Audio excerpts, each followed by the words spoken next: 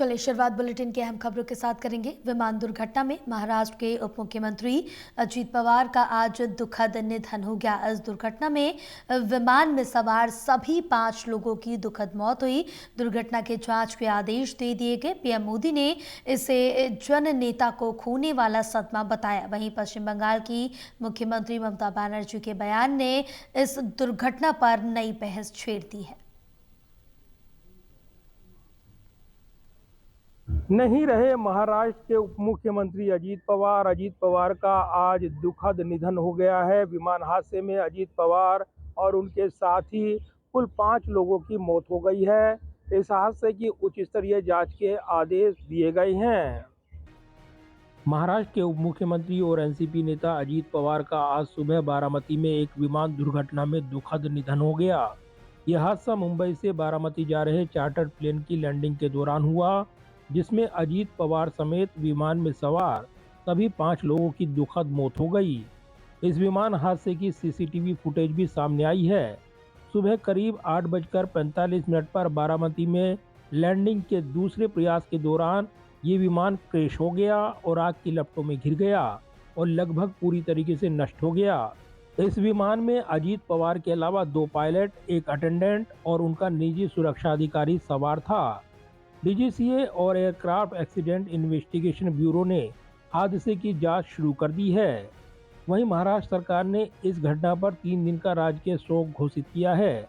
अजीत पवार का अंतिम संस्कार कल सुबह 11 बजे बारामती में पूर्ण राजकीय सम्मान के साथ होगा। प्रधानमंत्री नरेंद्र मोदी, गृहमंत्री अमित शाह, मुख्यमंत्री देवेंद्र फडणवीस, डिप्टी सीएम एकनाथ शिंदे और राज्यपाल समेत तमाम नेताओं ने इस हादसे पर दुख जताते हुए श्रद्धांजलि दी है। पीएम मोदी ने इसे जननेता को खोने वाला सदमा बताया है और अपनी संवेदना जताई है।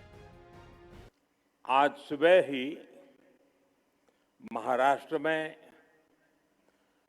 दुखद विमान दुर्घटना हुई है। इस दुर्घटना ने महाराष्ट्र के उप मुख्यमंत्री अजीत पवार जी और कुछ साथियों को हमसे छीन लिया है। अजीत दादा ने महाराष्ट्र और देश के विकास में अपना बड़ा योगदान दिया है। मैं अजीत पवार जी के परिवार के प्रति संवेदना व्यक्त करता हूं। जिन साथियों को हमने इस हादसे में खोया है, इस पीड़ा की घड़ी में हम सभी उनके परिजनों के साथ है।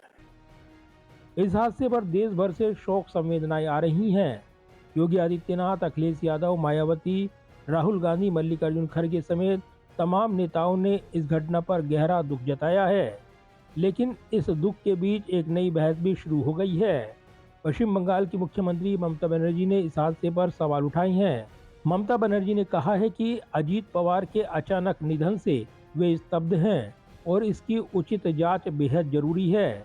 ममता बनर्जी ने आगे कहा कि जांच की निगरानी सुप्रीम कोर्ट की निगरानी में होनी चाहिए। ममता बनर्जी ने संकेत दिए कि अजीत पवार सत्ताधारी गठबंधन से दूरी बना रहे थे और कुछ राजनीतिक चर्चाओं के बीच यह हादसा हुआ है। He died today morning in a plane crash. I'm really shocked to see the news. There is no safety and security of the people of this country, even the political leaders. And now what happened today, I need proper investigation under the supervision of Supreme Court.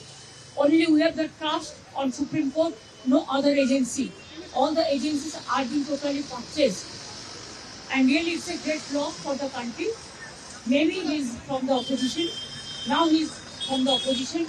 But tomorrow he's supposed to join the original force of their party.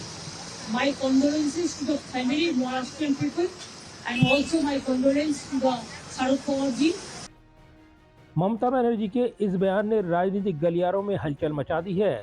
कुछ नेताओं ने इसे संवेदनहीन बताया है, जबकि विपक्षी नेता जांच की मांग को मजबूत कर रहे हैं।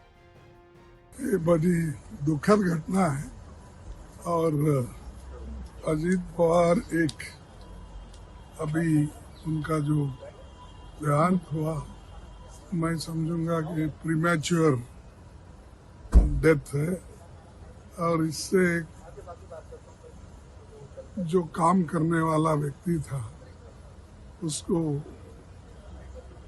इस तरीके से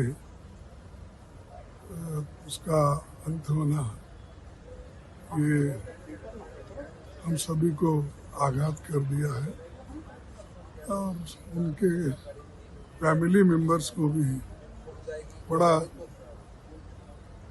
दुख पहुंचा है और वो बड़े इसमें है, दुखी है। जांच तो होना चाहिए क्योंकि ऐसा एक्सीडेंट हुआ है जो अननेचुरल है। सवाल उठ रहा है कि क्या ये सिर्फ एक दुर्भाग्यपूर्ण हादसा था या इसमें कोई अन्य गहराई है। नागरिक उड्डयन मंत्रालय ने कहा है कि जांच पूरी पारदर्शिता से होगी।